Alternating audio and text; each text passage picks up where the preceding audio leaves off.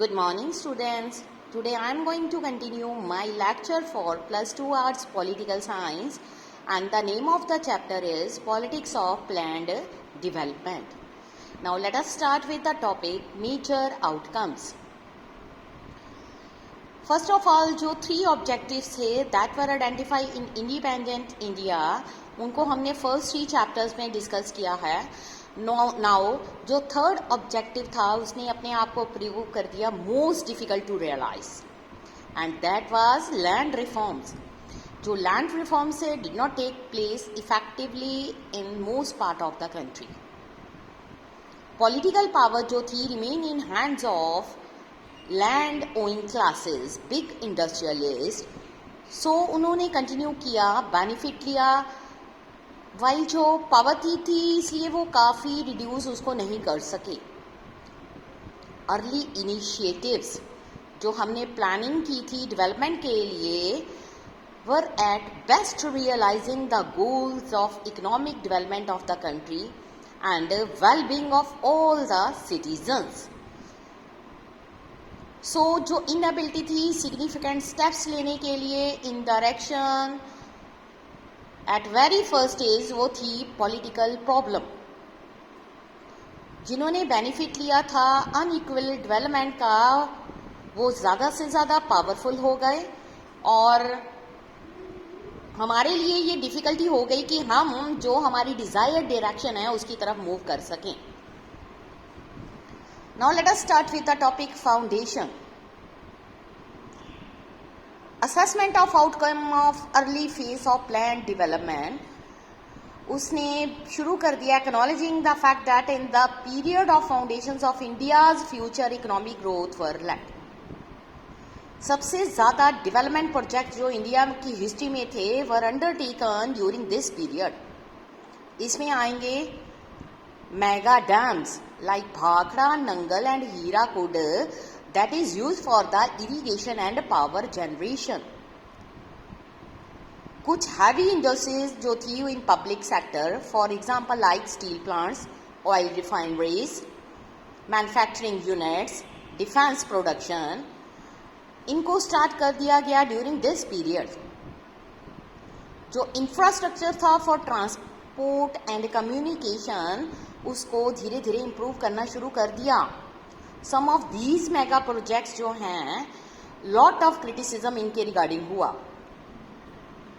Yet much of the later economic growth that is including by the private sector it may not have been possible in the absence of these foundations.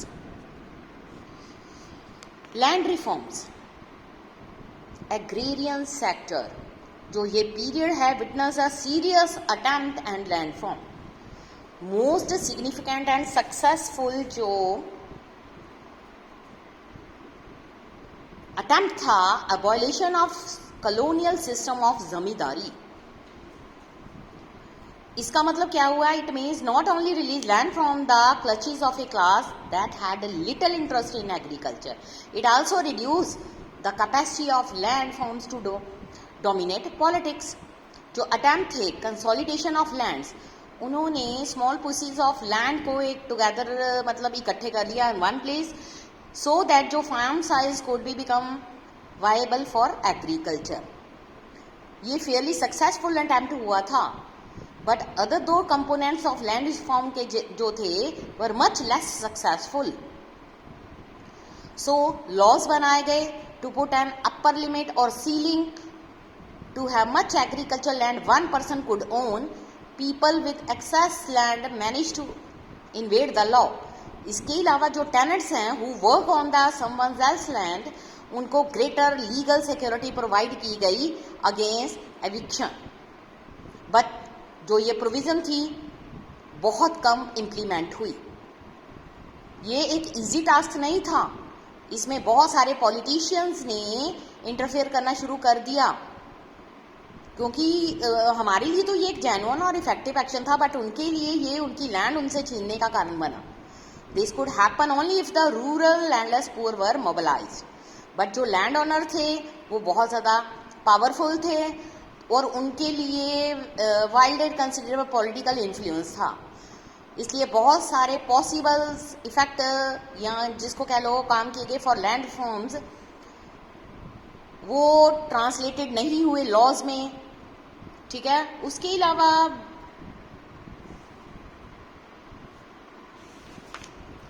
Laws भी बनाए गए, लेकिन वो सिर्फ paper पर show हुए रह गए।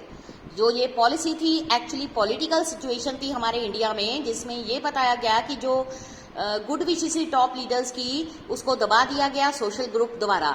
सिर्फ कंट्रोल किसका रहा? पॉलिसी मेकिंग जो बनाई गई थी, इम्प्लीमेंटेशन हुई थी, वो थी रिच पीपल की।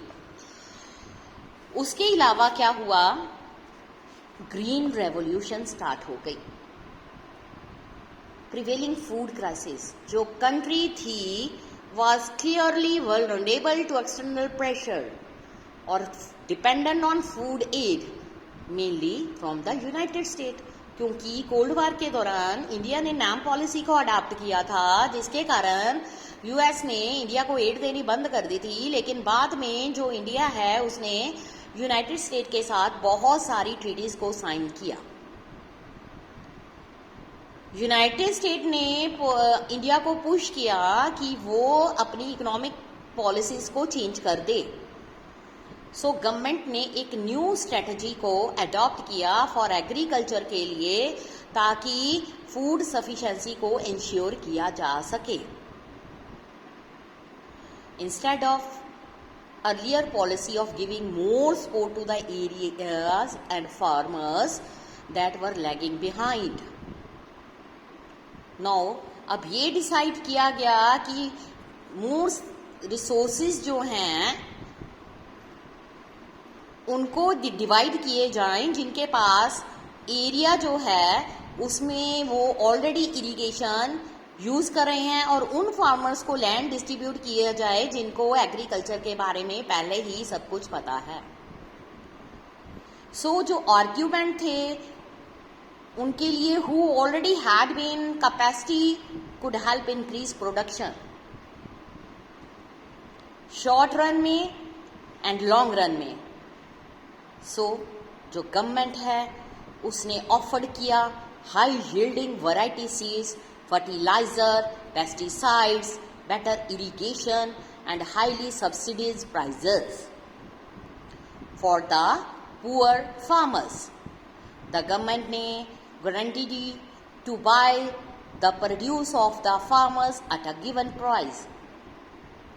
This was beginning of what was called the Green Revolution, that means increase in the production of wheat and rice by using HYV seeds, pesticide, insecticides and much more technology for irrigation।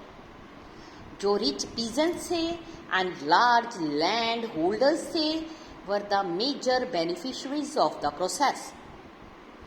Green revolution ने delivered किया only a moderate agriculture growth. Mainly अगर हम बात करें rise in wheat production and raise the availability of food in the country, but increase polarization between classes and region. कुछ region थे like Punjab, Haryana, western Uttar Pradesh, वो agriculturally prosperous हो गए, जो बाकी के थे वो बैकवर्ड हो गए। ग्रीन रेवोल्यूशन ने दो इफेक्ट्स शो किए बहुत सारे पार्ट्स में। The stark contrast between poor peasantry landlord produce condition favourable for left wing organization to organize the poor peasant।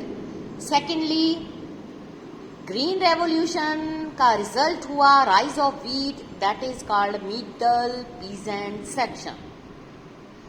जो फार्मर्स थे जिनके पास मीडियम साइज होल्डिंग थी, who benefited from the changes, soon emerged politically influential in many parts of the country।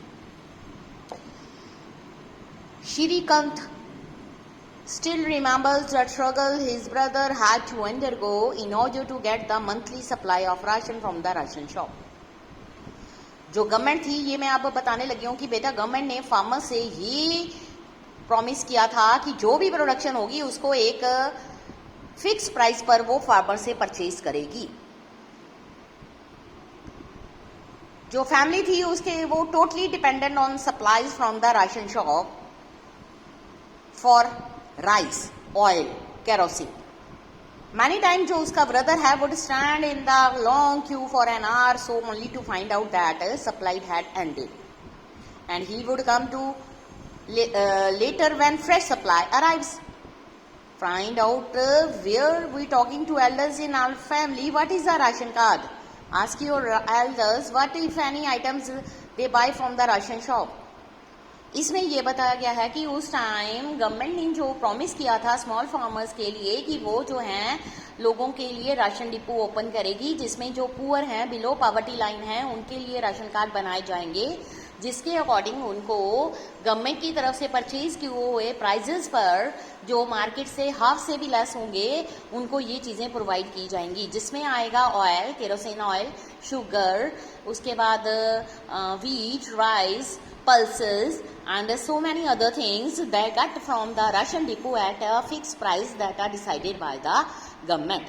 But after some time there was a corruption because जो ration depot चलाए जाते थे उनके ऊपर कंट्रोल था पॉलिटिकल लीडर्स का। That's why उनको वहीं पर बंद करना पड़ा और जो हमने पुअर के लिए शुरुआत की थी उसको वहीं पर फिनिश करना पड़ा। बाकी हम कल स्टार्ट करेंगे। Thank you students.